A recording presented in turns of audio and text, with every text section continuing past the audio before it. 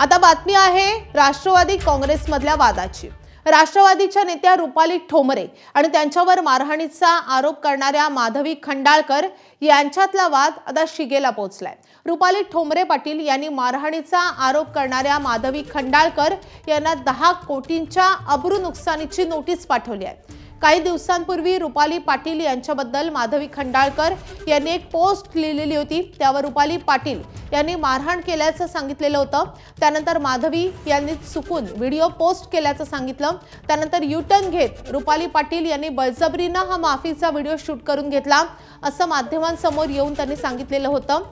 त्यानंतर अजितदादांपर्यंत हा सगळा वाद पोहोचलेला होता आणि आता या सगळ्या प्रकरणी रुपाली पाटील ठोंबरे यांनी अब्रू नुकसानीचा दावा माधवी खंडाळकर यांच्या विरोधात दिलेला आहे किंवा केलेला आहे आणि आता त्यामुळे माधवी खंडाळकर यांच्या अडचणीमध्ये वाढ झाली आहे।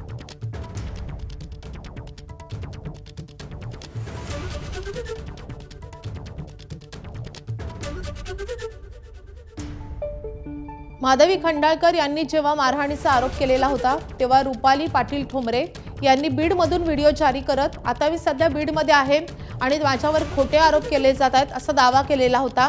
त्यानंतर या सगळ्या प्रकरणी माधवी खंडाळकर यांनी देखील यूटर्न घेतलेला होता आणि सुरुवातीला त्यांनी चुकून हा व्हिडिओ पोस्ट झाला असं सांगितलं होतं आणि त्यानंतर मात्र माझ्याकडून बळजबरीनं हा व्हिडिओ पोस्ट करून घेण्यात आला असाही दावा त्यांनी केलेला होता।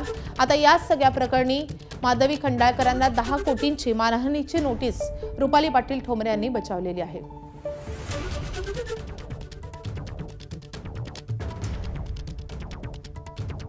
माधवी खंडाळकर यांनी या सगळ्या प्रकरणी अजित पवार यांची देखील भेट घेतलेली होती आणि त्यानंतर रुपाली पाटील ठोंबरे यांनी देखील अजित पवार यांची भेट घेतलेली होती। या सगळ्या प्रकरणावरून मोठे आरोप प्रत्यारोप झालेले होते आणि आता या सगळ्या प्रकरणी रुपाली पाटील ठोंबरे यांनी मोठं पाऊल उचललेलं आहे आणि माधवी खंडाळकर यांच्या विरोधात 10 कोटींच्या अब्रू नुकसानीची नोटीस बजावलेली आहे।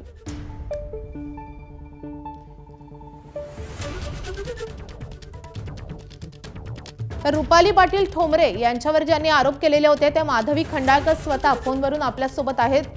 खंडाळकरजी, आता तुम्हाला अब्रू नुकसानीची नोटीस बजावण्यात आलेली आहे, आता तुमचं काय म्हणणं आहे या सगळ्या प्रकरणी?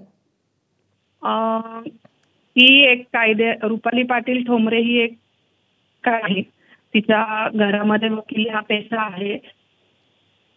ही जी नोटीस पाठवलेली आहे त्याचं मी स्वागत केलेलं आहे, परंतु ही नोटीस त्यांनी माझ्या घरात घुसून जे गैरकृत्य केलेलं आहे त्याच्या आधी पाठवली असती तर ती मी ग्राह्य धरली असती आणि याच्यावरती नक्कीच माझ्याकडनं एक योग्य ते उत्तर त्यांना दिले जाईल। मात्र खंडाळकरजी, तुमच्यावरही आरोप होत आहेत। तुम्ही आधी तो व्हिडिओ पोस्ट केला, त्यानंतर तुम्ही असं सांगितलं की माझा काही आरोप नाहीये, त्यानंतर तुम्ही तो व्हिडिओ काढला, त्यानंतर तुम्ही असं सांगितलं की माफीचा व्हिडिओ माझ्याकडनं बळजबरीने शूट करून घेण्यात आला। त्यामुळे तुमची ही जी काही स्टेटमेंट बदलली आहे त्यावरही आक्षेप घेतला जातोय, त्यावरही प्रश्न उपस्थित केले जात आहेत।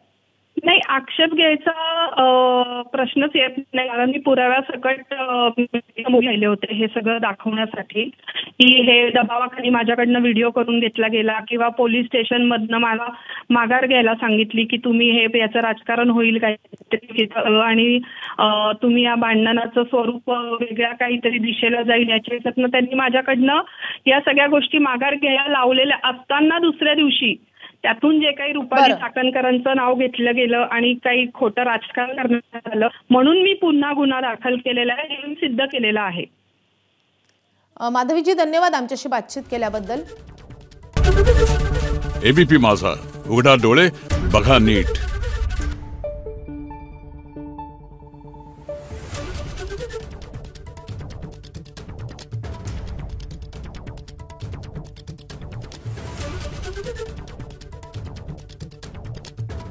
Thank you.